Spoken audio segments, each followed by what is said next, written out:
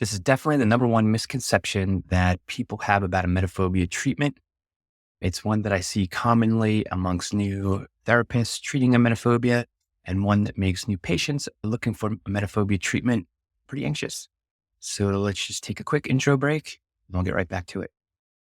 Hi, and welcome. My name is Ira Hays. I'm a therapist and an educator, and I specialize in the treatment of anxiety disorders and the intersectionality between mental health and education. I hope you find the information that I share with you helpful, and if you do, please consider subscribing and leaving a comment. Before we get started, if you're a client with emetophobia and you're going to watch this video, just a quick disclaimer, there might be a couple words in this that you find triggering or concerning. I think it's definitely worth watching and bringing the value that you get from the video, but I just want to give you a quick heads up. Some of the words might cause a little bit of anxiety. So the number one misconception about the treatment of emetophobia is that on day one, you need to provide exposures to graphic images of vomit when the person first comes into treatment. And that's just absolutely not the case. Day one of treatment with most of my clients is spent first identifying triggers of the emetophobia. Things like riding in the car with a family, certain foods, the way the textures of foods feel in their mouth, or even if we start talking about the nausea associated with things like panic or social anxiety or attachment concerns that create a sense of urgency related to the emetophobia. The second thing we talk about is identifying avoidant behaviors. So for example, some kids I work with will not eat food before they go to school so that they reduce the amount of nausea they might feel. Or they might have things like avoiding the car rides that are longer than 20 or 30 minutes. Or they might even avoid going to restaurants or eating in public with their family. One of the other things that we definitely want to identify on the first session, if we can, is any safety behaviors. For example, some of the safety behaviors with emetophobic clients might be only eating to safe foods. For example, eating something like rice or chicken with no seasoning might be something safe for them and doesn't cause so much anxiety about eating that prior to coming out.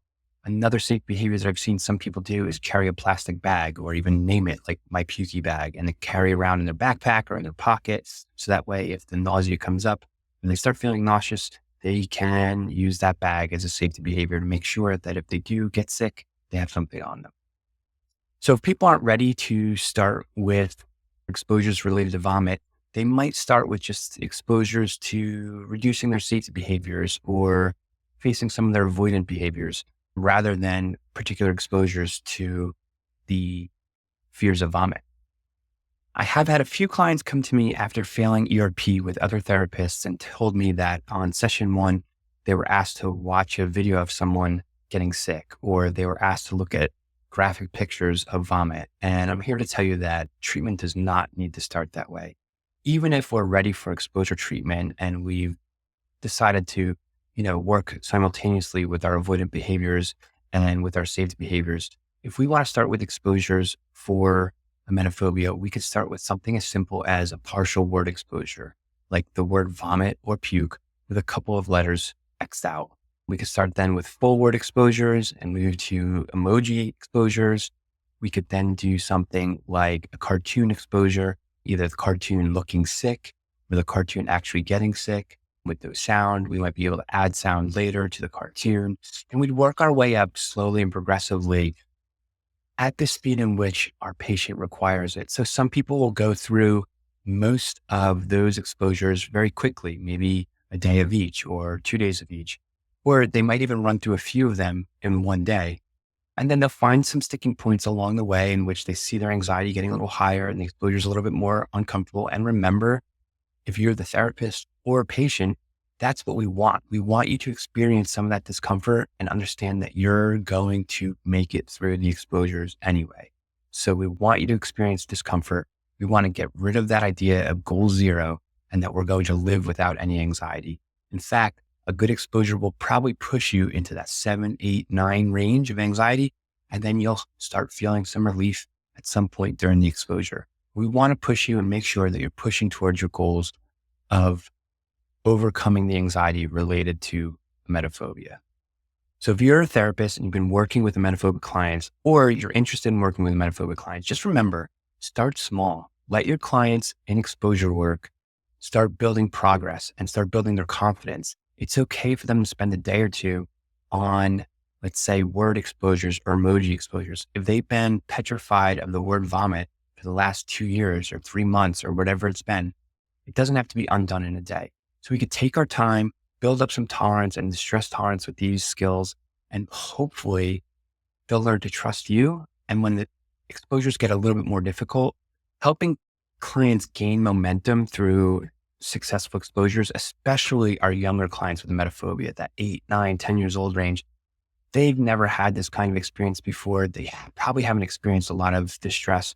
So having this all come upon them at once, we want to start them off slow, build up success, and put the roadmap to a future without anxiety ahead of them. So if you're a therapist and you've been treating people with emetophobia, or you're interested in treating people with emetophobia, and you're not really sure where to start, there is a program available that I'm working with currently named BIA. You can find out more at BIA, BIA journey.com. But BIA is basically a computerized program that plans exposures for people. And it interacts with not only a patient, but it can also have a portal where we can connect, ultimately giving us an experience where we can treat people for emetophobia without having to lay out our own fear hierarchies. We can, if we want, prescribe different homework assignments, essentially, but the exposure plan is and fear hierarchy is built out for them to start, and they'll start with partial word exposure and work their way up. This makes it based on essentially their own subjective scores, and it's paced in a way that is most likely for the patient to feel successful. If you have questions, I would definitely check out BIA journey.com or comment below and I can send you a link.